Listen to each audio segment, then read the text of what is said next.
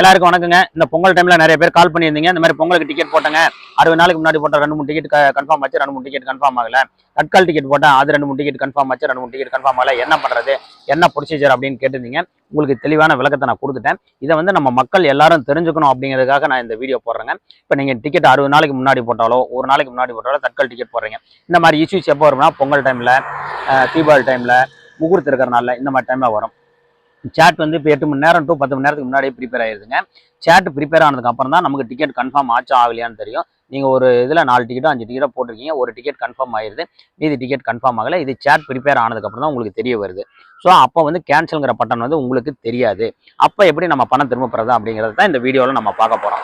அப்போ வந்து கவுண்டரில் நீங்கள் போட்டிருந்தீங்க, கவுண்டரில் போயிட்டு டிடிஆர் கேன்சலேஷன் ஃபார்ம் எழுதி தரணும். ஆன்லைனில் போட்டிருந்தீங்கன்னா நீங்கள் எந்த இதில் போட்டிருந்தீங்களோ அந்த லாகின்ல ஐடியில் உள்ள போயிட்டு ஃபைல் டிடிஆர் அப்படிங்கிறத கொடுக்கணும்.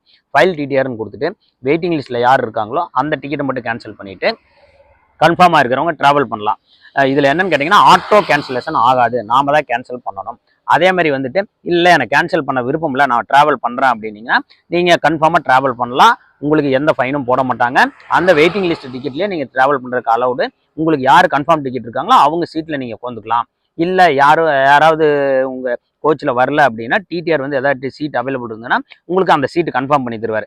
யாருக்குமே சீட்டில் ட்ரெயினே ஃபுல்லாக இருக்குது அப்படிங்கிற பட்சத்தில் உங்களுடைய கன்ஃபார்மான யார் வர்றாங்களோ அவங்களுடைய சீட்டில் நீங்கள் ஷேர் பண்ணி அவங்களோட ட்ராவல் பண்ணிக்கலாம். இந்த ஃபைல் டிடிஆர் கொடுத்தீங்கன்னா 60 ரூபா ப்ளஸ் ஜிஎஸ்டி போக மீதி பணம் வந்து உங்கள் அக்கௌண்ட்டுக்கு வந்துடும். அடுத்த வீடியோவில் ஒரு நல்ல தகவல் பார்ப்போம். நன்றி, வணக்கம்.